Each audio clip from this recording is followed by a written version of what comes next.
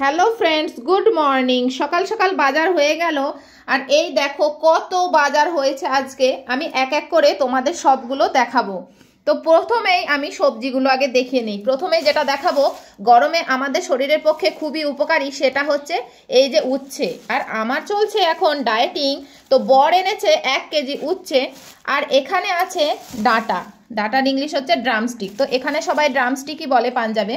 তো এখানে মনে হয় আধা কেজি ডাঁটা আছে।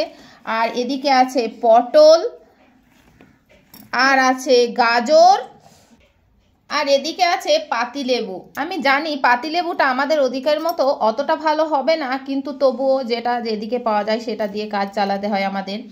আর এদিকে নিয়ে নিয়েছে লাউ। তো এই লাউটা দেখো আমাদের ওয়েস্ট বেঙ্গলে পাওয়া যায় কি আমি জানি না, তো এখানে এরকম টাইপের লাউই পাওয়া যায়।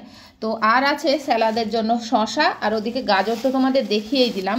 এই গরমে বন্ধু তোমরা কিন্তু শসা, গাজর, বিট এগুলো কিন্তু খেতে থাকবে। এটা শরীর এবং স্কিনের জন্য খুবই উপকারী।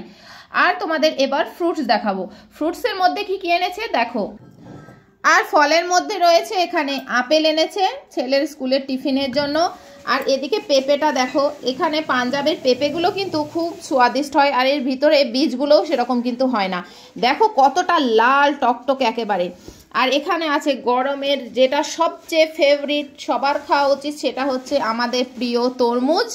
তো তরমুজটা কেটে দেখা হয়েছে, যাই হোক। আর এখানে সবজির মধ্যে একটা জিনিস তোমাদের দেখানো হয়নি, এই যে কুমড়ো। তোমরা যারা ডায়েট করবে তারা কিন্তু কুমড়োটা অবশ্যই খাবে। এই কুমড়োটা কিন্তু খুবই ভালো, মানে ডায়েটিংয়ের জন্য খুবই ভালো হয়।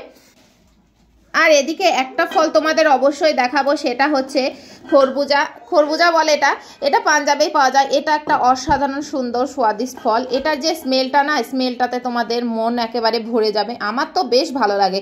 তো বন্ধুরা, আজকে আমাদের সকাল সকাল যে বাজার হাট, তাজা তাজা শাকসবজি আর ফল তোমাদের দেখালাম, তোমাদের কেমন লাগলো কমেন্টে কিন্তু অবশ্যই জানিও তোমরা। বাই।